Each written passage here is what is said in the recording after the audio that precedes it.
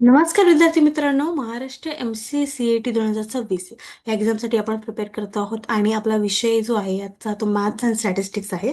त्यामधले most important जे PYQ प्रश्न आहेत, स्पीड, टाइम अँड डिस्टन्सचे ते आपण इथे आज करणार आहोत आणि त्याची प्रॅक्टिस करणार आहोत. त्यामुळे हा व्हिडिओ शेवटपर्यंत नक्की बघा. नमस्कार, मी श्वेता चंदनकर तुम्हा सर्वांचे CET बाय ग्लोबल ऑनलाईन या युट्यूब चॅनलवर स्वागत करते. चला तर मग सुरुवात करूया. ग्लोबल ऑनलाईन आपल्यासाठी घेऊन आले आहे महाराष्ट्र MCCAT एक्झाम 2026 यासाठीचा कम्प्लीट कोर्स, ज्यामध्ये तुम्हाला डेली लाईव्ह लेक्चर्स मिळणार आहेत, टॉपिक वाईज प्रॅक्टिस MCQs मिळणार आहेत, फुल सिलेबस नोट्स मिळतील आहे, फुल सिलेबस मॉक टेस्ट असणार आहेत, फुल सिलेबस MCQ सिरीज सोबतच लॅपटॉप आणि वेब व्ह्यू सुद्धा आहे. आपली जी नवीन बॅच आहे ती येत्या 2 मार्च पासून सुरू होते. जर का तुम्हाला एनरोल करायचं असेल तर तुम्ही दिलेल्या नंबरवर संपर्क करू शकता किंवा ग्लोबल ऑनलाईन प्ले स्टोअरवरून डाउनलोड करू शकता. आणि याची फीस जी आहे ती 2,999 असणार आहे. काय डिस्काउंटमध्ये प्राइस आहे, तुम्ही नक्की यामध्ये एनरोल करा आणि ही बॅच तुमच्यासाठी खूप महत्त्वपूर्ण ठरणार आहे. चला तर मग आपल्या प्रश्नांकडे बोलूया. पहिला प्रश्न आहे, an office boy increase his speed to 9/5 times of his original speed. By doing this, he is able to reach his office 30 minutes before the usual time. How much time is usually taken by him? एक जो office boy आहे तो आपली speed increase करतो 9/5 टाइम्सनी ज्या original speed पेक्षा. पर by doing this he is able to reach his office 30 minutes before. तर याच्यानुसार तो 30 मिनिट्स पहिले पोहोचतो आहे. त्यामुळे how much time is usually taken by, तर तो किती वेळ आधी घेत होता ते आपल्याला विचारलेलं आहे. ठीक आहे. तर आता डिस्टन्स जो आहे ते सारखा असल्यामुळे टी जे आहे ते आपल्याला काढायचं आहे. D is equal to D. S speed into T is equal to 9S divided by 5 and T minus 30. Okay. त्यानंतर आता आपल्याला सॉल्व्ह करायचं आहे 9ST minus 270S divided by 5. ठीक आहे. 5ST is equal to 9ST minus 270S. 4 आता 9 minus 5ST म्हणजे किती? 4ST is equal to 270S. आपल्याकडे काय असणार आहे? 4ST is equal to 270S. मग SS कट होईल आणि T इज इक्वल टू 270/4. म्हणजे T ची व्हॅल्यू काय असणार आहे? 67.5 मिनिट असणार आहे. म्हणजे D जे आहे ते आपलं उत्तर असणार आहे. ठीक आहे. अशा पद्धतीने ते काढलेलं आहे. स्पीड आणि ओरिजिनल स्पीड किती असणार त्याची? 67.50 मिनिट्स असणार आहे. ओके. चला. नेक्स्ट क्वेश्चन आहे, Pankaj start from home at a speed of 30 kilometre per our and reaches his school at 20 minutes late. Then the next day he increases his speed by 15 kilometer per hour but still gets late by 8 minutes. How far is his school from his home? Pankaj जे आहे तो आपल्या घरापासून speed जो आहे त्याची 30 kilometre per hour आहे आणि तो स्कूलला 20 मिनिटं लेट पोहोचतो आहे. तर नवीन दुसऱ्या दिवशी त्यांनी 15 किलोमीटर पर आवरनी इन्क्रीज केली, तरी पण तो 8 मिनिटं लेट झाला. तर एकंदरीत ते किती दूर आहे त्याच्या घरापासून स्कूल ते आपल्याला विचारलेलं आहे. डिस्टन्स आपण डी घेऊन घेऊया. स्पीड जी आहे 30 किलोमीटर आणि 20 मिनिटं लेट होतोय आहे. त्यानंतर 15 किलोमीटरनी ते वाढवत आहे, म्हणजे 45 किलोमीटर आहे. तरी 8 मिनिटांनी तो लेट होतो आहे. ठीक आहे.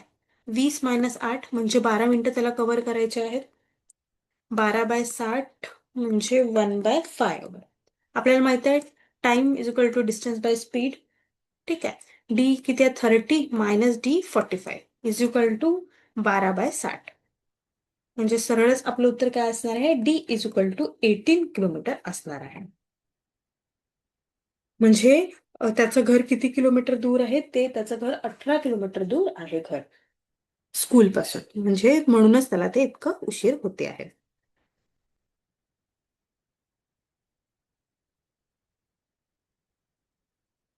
आपलं उत्तर असणार आहे ए 18 किलोमीटर.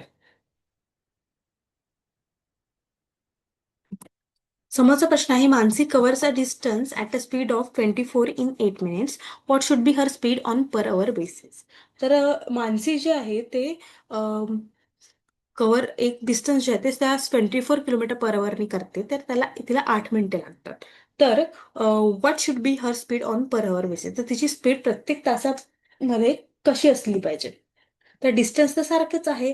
तर S1 गुणिला T1 म्हणजे S2 इंटू T2. ठीक आहे.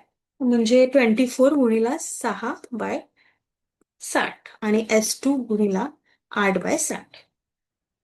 आता हे आपल्याला convert, the minute have been divide by 60 to convert into hours. आपल्याला 60 ने डिवाइड करावं लागेल कारण कन्वर्ट करायचं आहे त्याच्यामुळे. ठीक आहे. करा मग आता याचा सॉल्व. 144 / 60 आणि हे 8 / 60.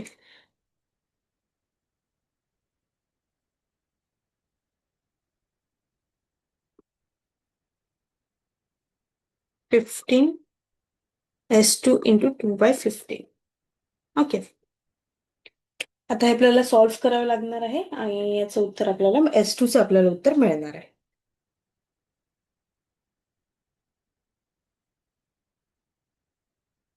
येस, आपलं उत्तर असणार आहे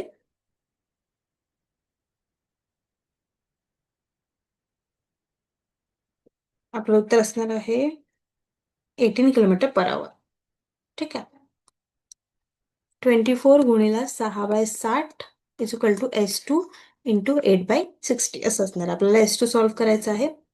आपल्याला बोथ इक्वेशन सॉल्व्ह करायचं आहे. ठीक आहे. 6/60 म्हणजे 1/10 आणि हे 2/15. ठीक आहे. 24 × 1/10 = S2 × 2/50. म्हणजे 2/4 S2 × 2/15. म्हणजे S2 ची काय 2/4 × 15/2 म्हणजे 18 किलोमीटर जे आहे ते तुमचं उत्तर आहे. 18 km/h तिला तिची स्पीड ठेवावी लागेल. ठीक आहे. म्हणजे आपलं उत्तर काय असणार आहे? ए असणार आहे. त्यानंतर a man rows a boat at the speed of 12 km/h in a grill water to some upstream point and back to the starting point. The speed of flow of river is 3 km/h. Find his average speed km/h for the total journey. एक माणूस 12 km/तास वेगाने जाळीच्या पाण्यात एका वरच्या दिशेने बोट चालवतो आणि परत सुरुवातीच्या ठिकाणी पोहोचतो. नदीच्या प्रवाहात वेग 3 km/तास आहे, तर एकूण प्रवाहासाठी त्याचा सरासरी वेग किती आहे ते आपल्याला विचारलेलं आहे. ठीक आहे. Speed of man in steel water is 12 km/h दिलेला आहे. त्यानंतर speed of stream is 3 km/h. ठीक आहे. बोट मग काय 12 + 3 15 km/h दोघांचंही केलं तर. आणि हे काय झालं? हे डाऊन स्ट्रीम झालं. अपस्ट्रीम आपण काय करतो? मायनस करतो. 12 - 3 म्हणजे 9 km/h. आता ॲव्हरेज स्पीड आपण कसं काढतो? Average speed distance by time. तर D + D divided by D/15 + D/9. आता हे आपल्याला सॉल्व्ह करायचं आहे. ठीक आहे. 2D divided by 9D + 15D divided by 15 × 9. हे आपल्याला पुट केलं आपण. त्यानंतर 2D × 15 × 9 हे वर जातात आणि 9D याला ऍड करून घेऊ 24D म्हणजेच 45/4 km/h म्हणजे 11 km/h हे असं उत्तर त्याचं असणार आहे. ठीक आहे. अशा पद्धतीने आपण उत्तर काढलेलं आहे. आपण काही नाही इथे ऍड केलेलं ते तुम्हाला समजलं ना? 2D. ठीक आहे. आणि हे इथे आपण 9D + 15D डिवाइड बाय 15 × 9. ठीक आहे. चला. समोरचा प्रश्न आहे the two trains respectively length 160 and 100 metre travel at the speed of 48 and 52 metre metre per second on in opposite direction to each other. What is the total time taken by them cross each other. जे दोन train आहेत ते 160 आणि 100 जे आहे metre travel करतात स्पीडनी 48 आणि 52. तर ते अपोजिट ट्रॅव्हल करतात आहे. तर किती वेळ त्यांना लागणार आहे दोघांना एकमेकांना क्रॉस करायला ते आपल्याला विचारलेलं आहे. तर रिलेटिव्ह स्पीड RAS किती असणार आहे? 48 + 52 = 100 metre per second. Total distance किती आहे? 160 + 100. इथे 200 असणार आहे. ठीक आहे. 200 म्हणजे किती? 360 मीटर. ठीक आहे. स्पीड = डिस्टन्स बाय टाइम हे आहे.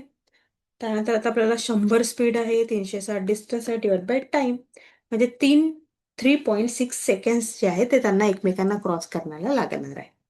ठीक आहे. म्हणजे आपलं उत्तर काय असणार आहे? ए असणार आहे. अशा पद्धतीने आपण काही महत्त्वाचे स्पीड टाइम डिस्टन्सचे प्रश्न पाहिलेले आहे. आणि जर का तुम्हाला बॅच जॉईन करायची असेल तर तुम्ही दिलेल्या नंबरवर संपर्क करू शकता किंवा ग्लोबल ऑनलाईन आपल्या स्टोअरवरून डाउनलोड करू शकता. खूप खूप धन्यवाद.